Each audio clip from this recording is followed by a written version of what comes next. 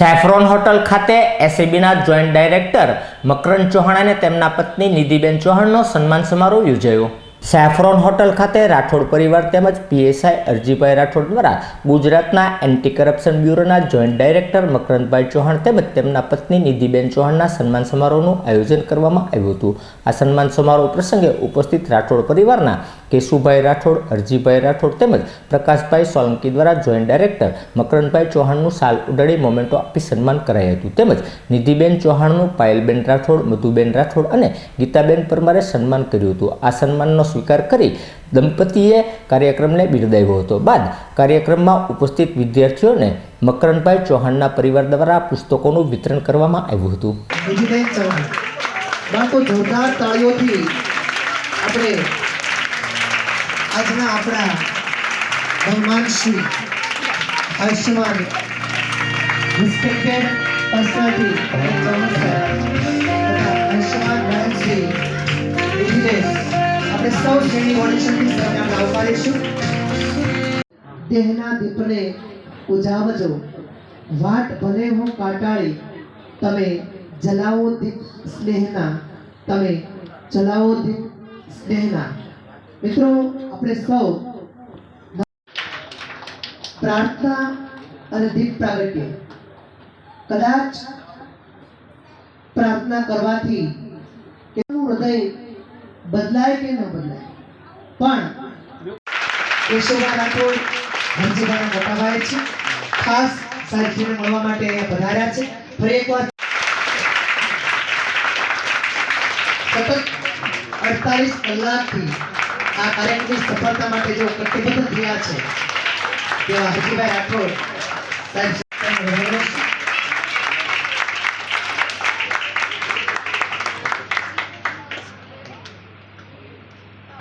તાળીઓ એવી જોરદાર તાળીઓ બેન સાથે મોઢું બિલકુલ બંધ રાખવાનું છે, ફક્ત તાળીઓ નિધિબેનને સારો અર્પણ કરશે અને જોરદાર તાળીઓથી તેઓને આવકારીશું।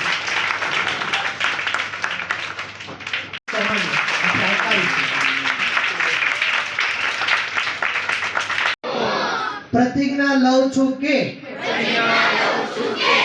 હું ક્યારેય વ્યસન કરીશ નહીં, કોઈને વ્યસન કરવા દઈશ નહીં, હું ક્યારેય ગંદકી કરીશ નહીં, ગંદકી કરવા દઈશ નહીં। હું આજે પ્રતિજ્ઞા લઉં છું કે હું આપણે આપણા સંતાનને યોગ્ય જગ્યાએ પહોંચાડવાના હશે। યોગ્ય જગ્યા એટલે કે જ્યાં પાવર પણ છે અને જે પાવરનો ઉપયોગ કરીને સમાજ માટે કંઈક સારા કામ કરી શકીએ, એ યોગ્ય જગ્યાએ બેસવાના હશે તો તમારે પણ કંઈક સારો અને વ્યવસ્થિત સમય તમારા સંતાનોને આપવો પડશે। જો આપણે પોતે ઇન્સ્ટાગ્રામ અને ફેસબુક પર વ્યસ્ત રહીશું તો આપણે આપણા બાળકને નહીં કહી શકીએ કે ભાઈ તું ફેસબુક કે ઇન્સ્ટાગ્રામ પર બંધ કરી દે। આ ચોથી વાત અને છેલ્લી વાત, હું એવું નથી કહેતો પણ યસ હું કબૂલ કરું કે સાચો પાવર આઈએએસ, આઈપીએસ અને TG service, Indian forest service, આ 3 સર્વિસમાં જ છે।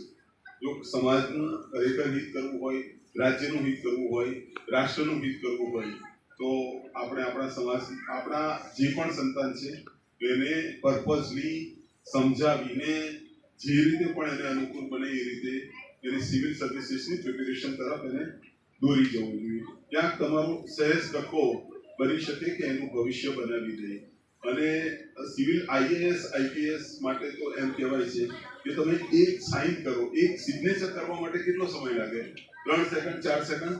તમે 4 સેકન્ડમાં અથવા 5 સેકન્ડમાં એક સાઇન કરો, પણ એના કારણે કરોડો લોકોના જીવનમાં ઉજાસ ફેલાય, કરોડો લોકોના મોં પર સ્મિત રેલાય, એવી આ જોબ છે જે પાવરફુલ તો છે જ, સાથે સાથે સમાજમાં એક રિસ્પેક્ટ પણ તમને આપે છે।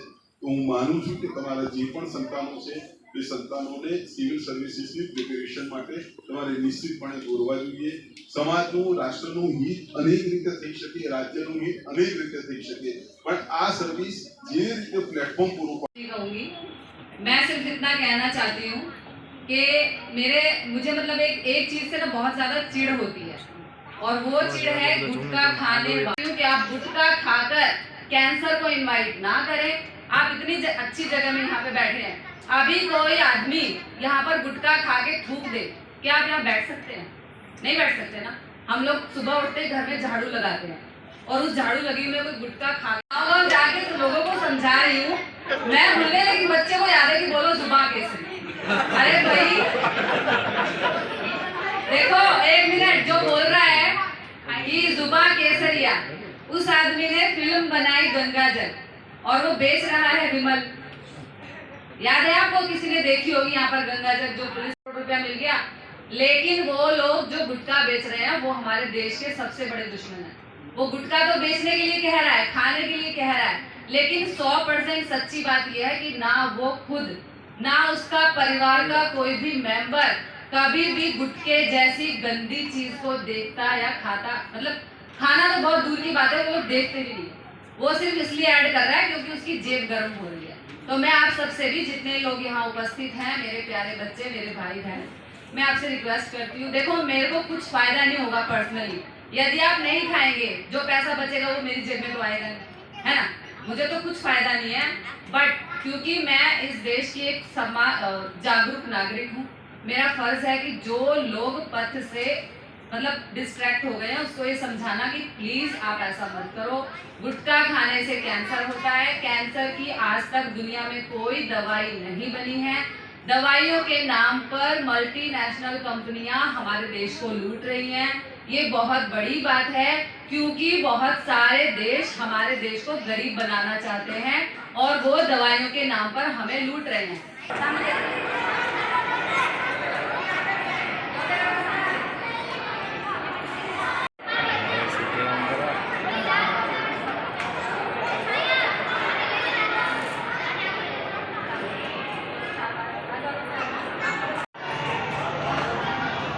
हम दो